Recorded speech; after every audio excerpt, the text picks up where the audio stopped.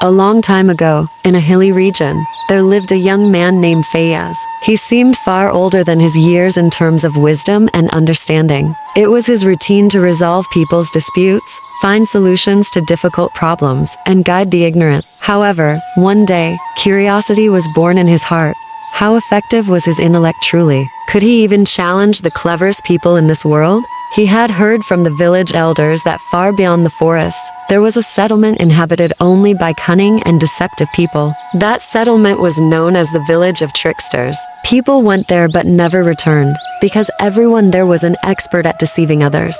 Fayez decided that he would go to this village and, with the power of his intellect, not only return safely from those cunning tricksters, but also reveal their true nature to the world. The next day, early in the morning, he set out on his journey. After several days of tiring travel through mountains, plains, and forests, he finally reached the gates of this mysterious village. As Fayez entered the village, he immediately felt that the atmosphere here was different from ordinary places. People were very polite and spoke sweetly. Everyone was smiling, as if they were all hospitable. A shopkeeper immediately called out, "Oh, traveler, you must be tired. Come, have something to eat. Something to drink. It's all free today." Fayez politely refused, but the shopkeeper insisted. He thought to himself, this is the first test. Such kindness cannot be without reason. He went to the shop and drank some lassi. The shopkeeper said, "Just keep this receipt. Pay tomorrow. We don't take money from guests." Fayez looked at the receipt on which was written 5 gold coins. He was startled. 5 gold coins for just 1 glass of lassi? This is an incredible deception. But he remained silent and moved on. The next day, when he went to the market, a woman said, "Son, help me find my son. He has been missing since morning." Fayez thought to himself, this could also be a trick, but out of humanity, he decided to help. He went with the woman into an alley, where some people were standing. They said, "You have deceived our sister. Now you must go to jail." Fayez laughed and said, "Show me proof. Just an accusation is not enough." Those people looked at him in astonishment because for the first time, someone had rejected their claim. Fayez's eyes gleamed. He understood that this village was not just for deceivers but also for storytellers. Every incident was a trap, every sentence a ploy. In the evening, he went to an inn. An old man was sitting there selling books. He said to Fayez, "Son, take this book. It contains every trick of a swindler. Only 1 silver coin." Fayez asked, "If all the tricks are written in it, then why couldn't you save yourself from the tricksters?" The old man remained silent. Fayez smiled. That's the difference between wisdom and cunning. Late at night, he sat near the village mosque contemplating. This is just the beginning. Many more traps await me, but if I remain vigilant, I can pierce the darkness of this village with the light of truth. With this resolve, he went to sleep, ready for the next day. When Fayez woke up in the morning, the sun's rays were falling on the village from a strange angle, as if even the light was afraid of this place. He refreshed himself and resolved that today he would go to the heart of the village, where the most cunning minds resided. On the way, he reached a square where a crowd had gathered. In the middle, a person sat on a high platform, showing golden dreams to the people. He was saying, "I have land that yields gold. Whoever invests will become rich." People were clapping enthusiastically, but Fayez noticed that the land was only on a map. No one had actually seen or touched it. When this person saw Fayez, he said, "Young man, do you want to become wealthy?"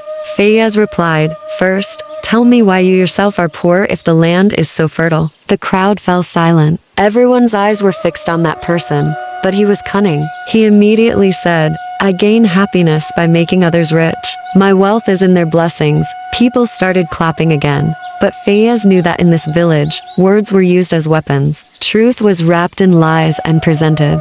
Fayez left there, and a small boy came running and said, "Brother, my mother is sick. Give me money for medicine." Fayez knelt down, looked into the boy's eyes, and asked, "What's your mother's name?" The boy got confused and couldn't say anything. Fayez laughed. "Go try your cunning somewhere else." Just then, a woman came from behind and said, "What a cruel person, contradicting a child."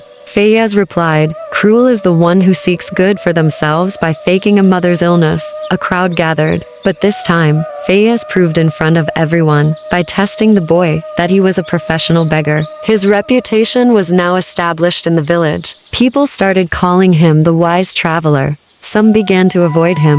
Others challenged him, considering him a test. He knew that the real danger was now beginning. One day, he was invited to a large house, that of the village chief. When he arrived, the large room was filled with fragrances, expensive carpets, bright chandeliers, and shiny utensils. The chief said, "Traveler, you have shown our people a mirror. We want you to join us. We will give you honor, wealth, and power." Fayez gently said, "If all this is based on deceit, then I do not want such honor that is gained by taking away someone else's truth." The chief smiled, "You are brave, but we are not less so." According to the village law, whoever rejects the chief's offer must undergo 3 trials. If you fail, you will be imprisoned in this village. Fayez said, "I accept." The next day was the first trial, recognizing truth in darkness. He was sent into a room where 5 men were sitting. Each claimed to be truthful and the others liars. Fayez, by simply observing their voices, breathing patterns, and answers to questions, discerned who was speaking the truth. He chose the correct person and passed the first trial.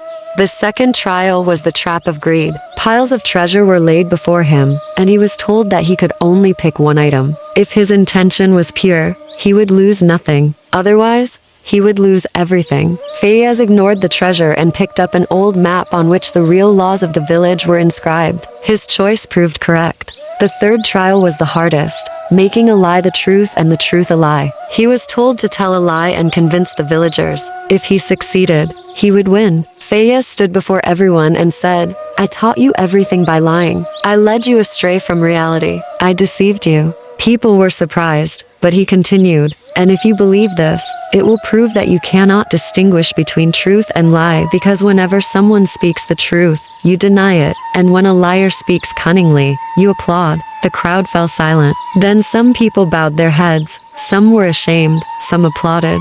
And the chief announced, "You have shown us a mirror. You have succeeded in all 3 trials." But that night, the chief called a secret meeting and said, "This young man is becoming a threat to us. If he returns, the secret of our village will be revealed. He must be stopped." Conspiracies began to take shape in the darkness, and the danger to Fayez increased more than ever before. This was no longer just a game of trials, but had become a battle to save the village's reality and the triumph of truth. Fayez could not sleep that night. He realized that the matter was no longer just about testing his intellect, but had become a gamble of life and death. The village where he had come as a standard bearer of right and truth now wanted to silence him, but he was not one to be afraid. He decided that if he had to fight for the truth, he would fight until his last breath. Morning dawned, and the atmosphere in the village was unusual. The roads were deserted, windows were closed, and people were huddled in their homes. Only one announcement echoed, made by the chief. "Today, the final decision of the wise young man will be made in the village square. Whoever is with him, come forward, otherwise, there is safety in silence." Fayez went alone to the square, but to his utmost surprise, the old tricksters, the shopkeeper, the beggar, and the woman who had faked her child's illness were all gathered there. The chief sat on his throne, surrounded by several armed men. He said, "Fayez, you have broken our village. You have challenged our system. Now you will be punished, and then you are given one chance. If you admit in front of everyone that this village is not for intellect like yours, and you retract your words, we will forgive you and send you off with honor." Fayez took a deep breath, looked around, and said in a loud voice, "I cannot lie, even if the consequence is my life. Your system is deceitful. You imprison people in labyrinths of illusion and enslave them. You make people speak lies as truth and turn truth into a crime." For a moment, the square was silent. The chief signaled, and the guards moved towards Fayez. But at that very moment, a person from the crowd shouted, "Enough." It was the same beggar who had previously tried to mislead Fayez. He said, "This boy is speaking the truth. We are all tired of lying. Now we are caught in our own trap." With that, 2 more people stepped forward, then another, and then the scene in the square changed.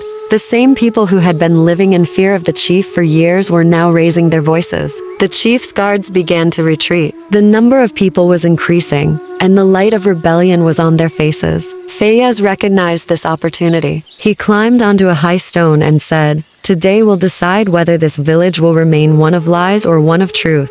If you all truly want to change, then let us make a new law, a new system, where there is no trickster and no one is tricked, where wisdom is not a crime and truth is not considered a weakness." People chanted slogans, "Long live truth, death to the chief." The chief retreated into his palace and barricaded himself, but the crowd surrounded the palace.